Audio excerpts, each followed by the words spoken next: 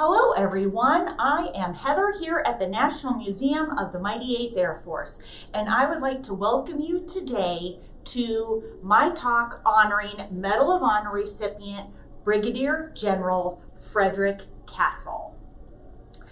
On his 30th mission, which took place on December 24th of 1944, it was a mission to Darmstadt Airfield in Germany.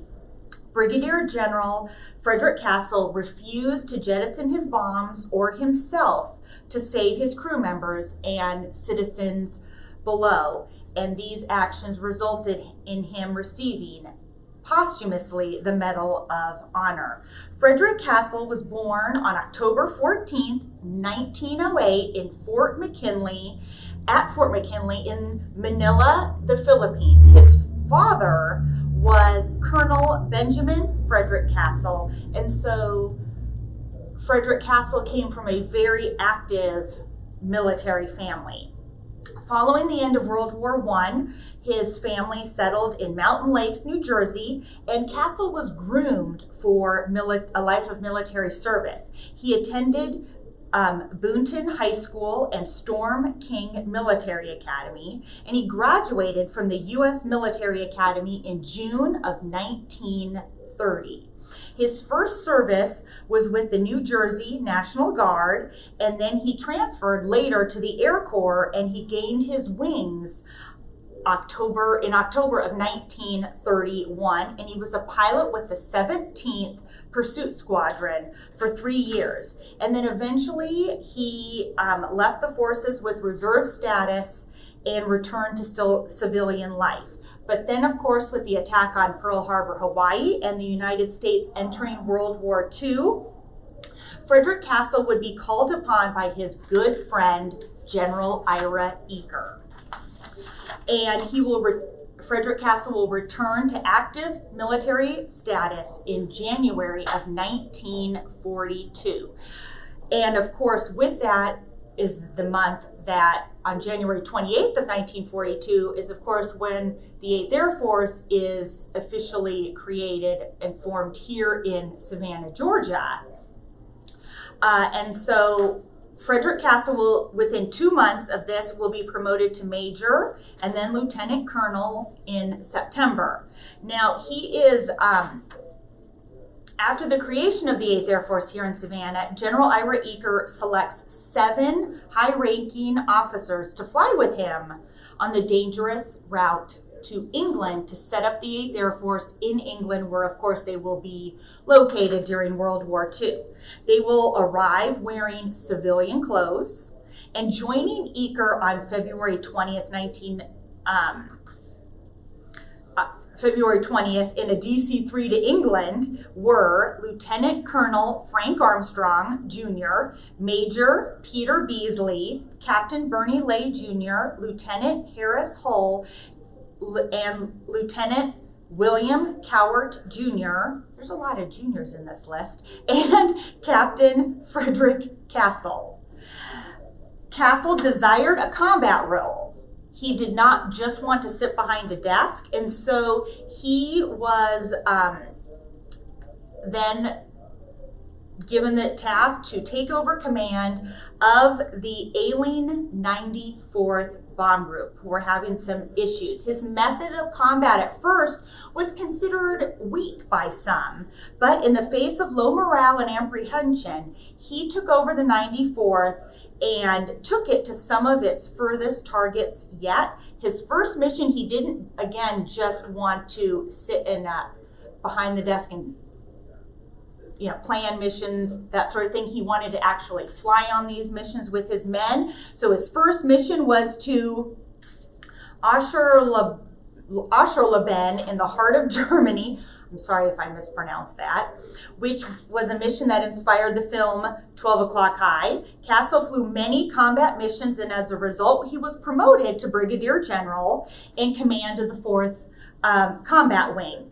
And so on Christmas Eve, 1944, for his 30th mission, following a week of very poor weather, Orders came through for a maximum effort mission involving every available B-17 and B-24 to support the troops on the ground in the Ardennes during, of course, the Battle of the Bulge. Airfield supply lines and troop movements were to be attacked, and good weather was at last predicted for them to be able to fly and help out the Battle of the Bulge troops on the ground. This joint effort would be the largest single attack to date, involving 500 RAF and 9th Air Force bombers, 800 fighters, and just short of 2,050 8th Air Force bombers. Such was the demand for aircraft that even war-weary planes that were hastily armed and prepared were used for this mission. It was truly an armada of incredible proportions. And taking the lead position in the plane called Treble 4, assigned to the 336th Bomb Squadron, 487th Bomb Group at RAF Lavenham on his 30th mission again, was Brigadier General Frederick Castle. There is going to be some haze on the ground, and this is going to cause a delay, not in the bombers taking off, but the fighters. But it wasn't considered that big of an issue at the time, because the fighters, of course, can fly much faster, and they were expected to catch up to the bomber formation rather quickly. But the Luftwaffe took a different tactic that day than they normally did, and in an unprecedented move, they brought forward fighters into the Liege area and attacked and met the oncoming bombers before the fighter escort could arrive and get there. So in the first minutes of the battle, 4 of the 487th Bomb Group's aircraft were downed, and 5 were forced to emergency land down in Belgium.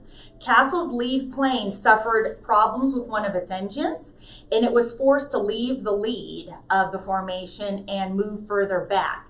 Then, of course, it is going to be attacked by the first wave of fighters. It was attacked again, and the aircraft caught fire. The navigator is wounded.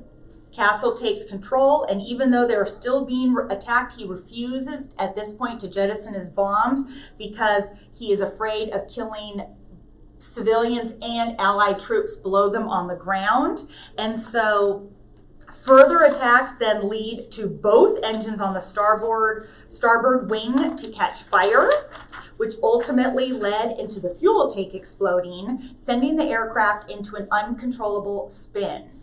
Through Castle's actions, 7 of the crewmen were able to leave the aircraft. Sadly, not all survived. Frederick Castle died in the airplane crash. His body, he is now buried in the Henri Chapelle American Cemetery in Liege, Belgium. He is in Plot D, row 13, grave 53. And for his actions, he was awarded the Medal of Honor posthumously. In 1946, Castle Air Force Base in the heart of California's San Joaquin Valley was dedicated in his name. And then on June 20th of 1981, the Castle Air Museum was officially opened on the now closed base with the purpose of preserving the Air Force and Castle's heritage.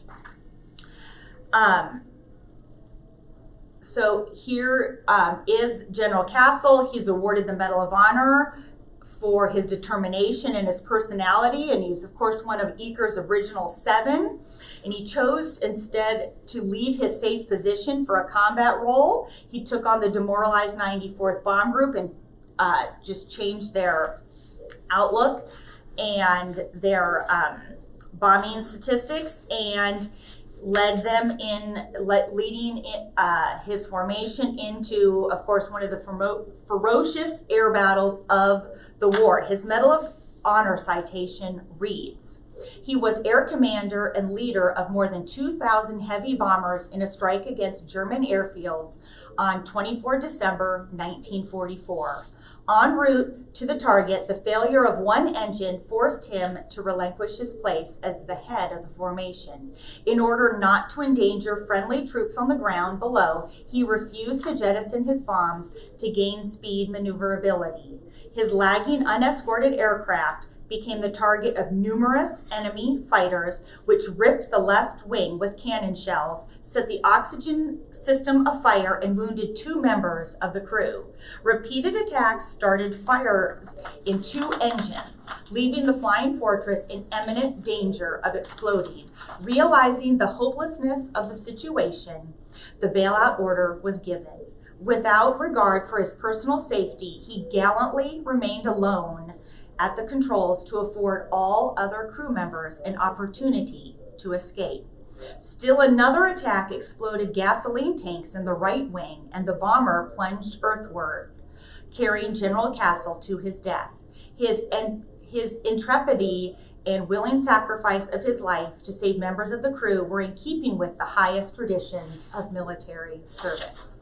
I'd like to thank you for joining me today as we honor Brigadier General Frederick W. Castle.